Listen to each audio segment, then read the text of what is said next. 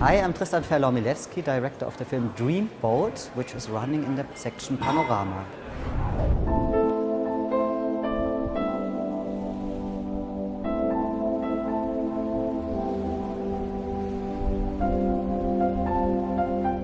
Ich bin schwul, ich konnte mir das nicht aussuchen. Ich hatte Glück. Ich kann so lange jung und knackig sein wollen, wie es mir Spaß macht.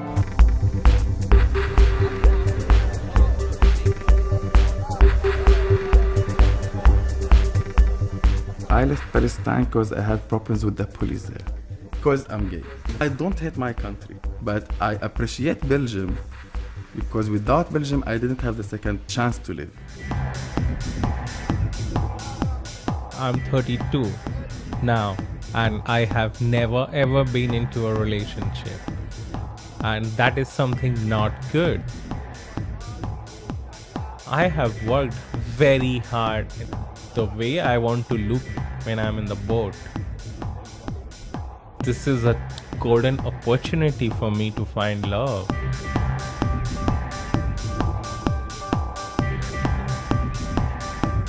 My gay wishes, it was like more virtual than real. So if I had any like sex dreams, it was more like conversation, like chats on internet than proper meets. Welcome, Tristan Ferland Milewski, director of DREAMBOAT. Nice to have you here. Thanks for coming. Thank you for welcoming me here. What fascinated you so much about the topic of a gay cruise that you decided to make a documentary about it? Well, I'm generally, as a director, fascinated by microcosms. And of course, you can imagine this boat with the 3,000 men is a microcosm. And the interesting part of microcosm, in my opinion, is that they, on one hand, they set up their own rules and norms and normativities, but on the other hand, they also reflect the norms or they reflect aspects of the bigger society. So, because we all, of course, bring our society, our background with us. And there's people from countries that are repressive, and there's many people that meet in this microcosm, and this, of course, is like the big boat of many stories. I was thinking about when I saw your film, how did you convince the company that they let you film on the board? Yeah, that's a good question, because it was really a lot of preparation and work of trust together with the company, because you have to see it's like the organizer of the of this gay cruise, and like the company itself, the cruise ship company. They, until now, don't want to be associated with this. I mean, they like to take the money from the gays, but they don't want to be associated with it. Okay. But, of course, the organizer, he was more like, of course, also he had many requests before, but we were the first one he actually really allowed to come on the boat. And because, of course, it's a big responsibility. So you have 89 nations there, and many of them come from repressive countries, or they might not be out, or whatever, just want to let loose on this time on the boat.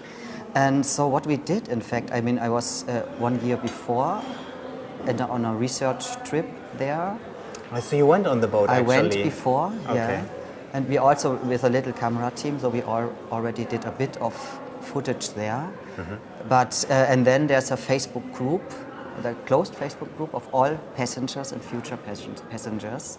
So what I made sure, of course, is to contact the group and to make visible that we do a shooting here, and to get in touch with all passengers, so that everybody was really could make sure if he doesn't want to be in the film, he will not be in the film. And I made sure they know what the film is about, and that is also a very respectful film. And we were also on the boat really approachable for everybody. We had a visible camera, we were not like with a little camera. We were afterwards approachable, because of course it's a big responsibility that you have to take. And I think this was then in the end what also convinced the organizer to let us. He saw the film and he's very happy with it and supports us afterwards too. That's great to hear. I mean, I wanted to ask you anyways about the cast. I mean, I would call it a cast because like you didn't choose them, the people that you were close with the camera randomly. So you did. How did you do the casting for the characters of this documentary? Yes, of course, this is also was of course a big search. For me, the criteria were. Of course, it has to be a person. There has to be persons for whom the trip on the boat also is an emotional trip. It has a personal, emotional meaning. Can we cut this again? Sorry. Kein Thema. Okay, once again. Warte, ganz kurz. Wir machen einen kurzen Schnitt und dann fangen wir nochmal an. Genau. So the criteria for finding the people, for me it was important that it's persons for whom to go on the boat has also emotional meaning for different reasons, and also to have people from different backgrounds and relationship status. And so I found them partly on the year before, because there's also people that are regular cruisers. So every year they go on the cruise. Okay. Yeah, and on the other hand, it was people that I met through this Facebook group by announcing that I'm interested to do this film, and then I talked to many people until I found this final beautiful cast. So actually it was like social media what helped you to find the cast, and yes, the actual cruising what you did a year in advance. Exactly, for but shooting. Absolutely, yeah. But of course, then I visited them at home, and I visited them. We had Skype conversations, so it was, of course, also a journey. A very close relation in advance. I see. I mean, you just mentioned that you had like so many passengers from different nations, but the passengers' expectations had also been very different. Some were looking for love and found sex, and others were looking for sex and even didn't have sex. So, and I did wonder, how was the atmosphere on board in general? If you want to talk about it. Yeah, I mean, of course, you can imagine you have like this limited amount of time. You have 7 days, a countdown of 7 days. Okay. Yes, yes. And in this time, people come with, of course, some come, for example, also from restrictive countries. Everything has to happen in these 7 days. It's a big pressure and a big expectation also. So you have this biorhythm of the boat, so people come with huge expectations. Then in the middle there might be a bit of a down or a hangover from too much partying, and in the end, you know, you have, or for me it was very important also to have like a positive outview in the end, outlook in the end, because I think there's so many gay films where it's still like, oh, it's such a tragedy to be gay, it's terrible, it's a burden, we have to all suffer from it, and yes, and this is why we have to somehow find ways to cope with it. No, I wanted to give a positive and self-confident out view on this. And yeah, the atmosphere is, of course, how do you say? Charged, probably. Charged, yes, by this expectation and influenced by all these expectations that come from the people being on the boat. And it's a pressure, of course, because it's a market also a bit, you know? Yeah, we can talk about this maybe later, I mean, but what I felt like clearly that for everybody that's on this cruise, the queer family is a very important substitute family. On the one hand side, I had the idea that it makes things very easy, like there are common rules and like there's an understanding and you don't have to be ashamed. It's like clear, everybody is gay, so don't have to fear any like people that will like okay, once again. So, I mean, it was quite clear on the cruise that for everybody that has been on the ship, the queer community has been a substitute family. On the one hand side, it made it very easy to connect, and I had at the same time the feeling that it made it sometimes very hard to get connected. Can you explain why? Yeah, exactly. This is, I think, a very interesting aspect that I also I hope that transmits in the film a bit, that it has this double bind. On one hand, of course, and I think this is something that is very important, you have really this bond that connects everybody on this boat. Right away, I always yeah. on this when I started to get into this topic, I was always thinking like we are all a bit like kicked out of paradise for different reasons. You know, of course, in restrictive countries, people had to leave their countries because it's life-threatening or dangerous. Other people had maybe in less restrictive countries still had to leave their village or had to break with their family, or it's simply just like the norms, the normativities of our societies don't really apply. The offers you have to go, like in the normativities of life, are different. So you have to kind of make your own choices and set your own normativities. And so we all had this moment of being a bit kicked out of paradise. And there is like this paradise regained. We kind of meet again and create our own paradise. But of course, there's also downsides to this paradise. And as I said, there's on one hand, we go out of the normativities. On the other hand, there's normativities brought onto the boat or created. And also, we cannot deny that we all more or less come from a heteronormative and patriarch societies. And unfortunately, yes, yeah. Bring this onto the boat, and like the ideas of masculinity. What is masculine? What is a good man? A good man has to be very masculine, very muscular. And why is it worse to be feminine? Why is it worse to be a feminine man? And are you? What is feminine? What is masculine? All these kind of things, you know. So these two things, and also combined with the thing that for many persons it's like, this 7 days is like the days of freedom.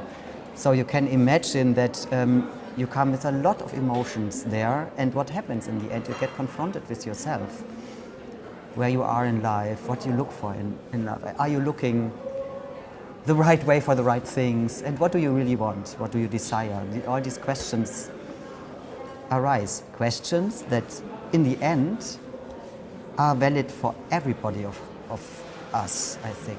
And this is what I find very important in the end, is that all these questions, these ultimate life questions, are questions that are not only relevant for the gay community, or, I mean, a part of the gay community that is, of course, doesn't represent the whole gay community. It's very, has many diverse, yeah. Very diverse. But anyway, these topics are relevant for all of us, I think, especially in a capitalist society. You just like mentioned the idea of like the image, or like the stereotypical image of a male identity that seemed to be very like still like valid on the cruise. So even on this trip, clearly what you said, the passengers were under pressure to fulfill this like kind of image. And I mean, what was like astonishing to me, like especially that of a straight man. So people really like suffered from that. I mean, this is like quite clearly what comes out. I had the idea. So what were your impressions on that? Of course, I mean, to to fulfill this image of a straight man might come along, not for everybody, but might come along for some men to deny themselves. And of course, I mean, just purely to keep your body fit, to stay young, to stay muscular, it's hard work. I never felt so untrained and unfit. Okay. I was like, okay. So you felt like a bit like marginalized by your body? No, I wouldn't go that far. I mean, I was there for another reason. But of course, it's something that can apply, of course, to everybody. You know? At the end of the film, it's very clear that every single protagonist, and like all the other passengers probably too, did personally grow on this trip. Can you give an example of the most, of the example, what did you impress the most? Oh, I think they all impressed me, my protagonists. They all impressed me because they all, in a different way, grew or already had something, brought some personal stories and personal lives on the boat that are very impressive, and for me they are all heroes. They are all strong men, even in their vulnerability. Or also I'm very grateful that they showed me their vulnerability, because this makes them strong. And so I was impressed by all the story. I mean, also of course, I mean, if you see Deepanka, who comes from a repressive country, India, and now lives in Dubai, and before he came here, he made sure to out himself in front of, for the premiere, in work, in front of his family. So and this is the result of the cruise? Yeah, so he said, because I mean, he's someone who really, he's a, you know, quite very successful businessman, you know, and he really showed himself very, very, like in his life questions. And he said this was such an important revelation and journey for me, and it made him really go to this next step in his life. And he was also at the premiere, and it was really, really touching. And he had, in fact, a good feedback from his family and his work. Wow, that's impressive. But still, he has to go back to Dubai. Yeah. Okay. So yes, so he's very courageous, and I think he did. He feels he has done the right step, and he's much more liberated. Also, Ramsey, of course, who you know, of course, is now a Belgian how do you say, citizen. Yeah.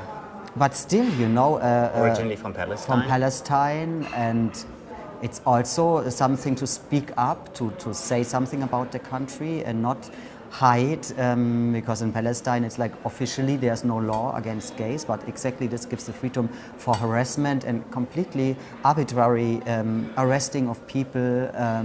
So it's like on the surface it seems like, oh, there's nothing dangerous, but it's so dangerous to be gay there.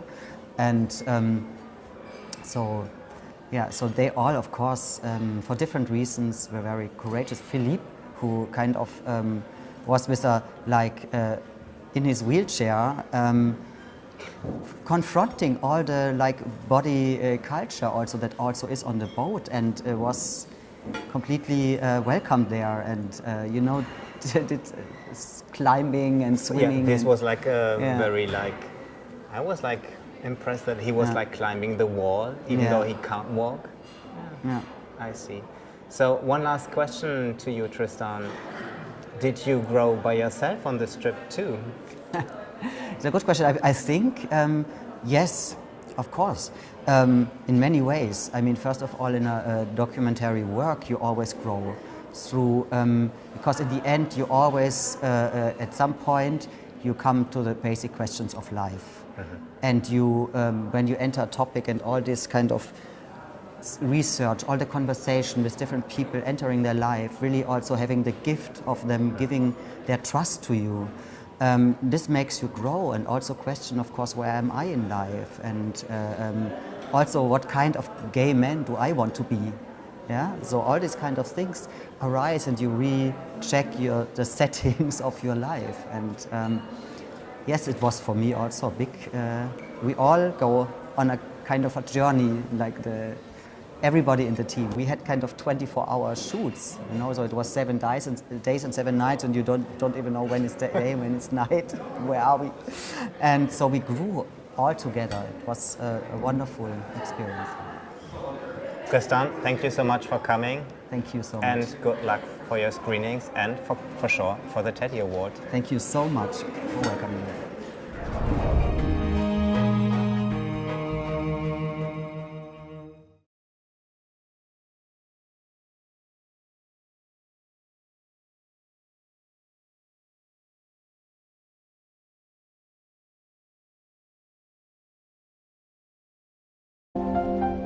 Ich bin schwul, ich konnte mir das nicht aussuchen.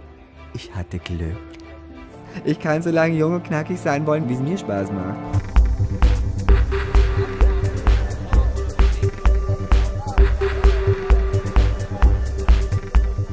I left Palestine because I had problems with the police there. Because I'm gay. I don't hate my country, but I appreciate Belgium, because without Belgium I didn't have the second chance to live. I'm 32 now, and I have never ever been into a relationship. and that is something not good.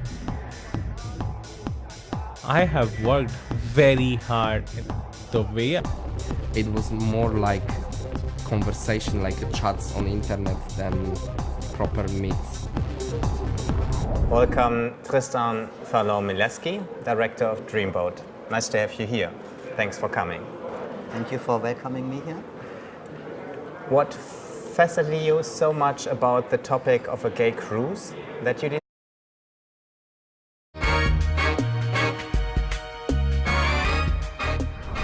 Hi, I'm Tristan Ferland Milewski, director of the film DREAMBOAT, which is running in the section Panorama.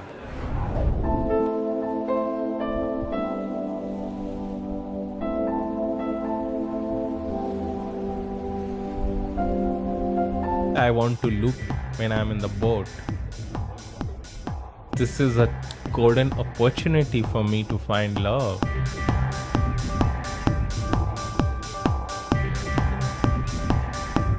My gay wishes, it was like more virtual than real. So if I had any like sex dreams,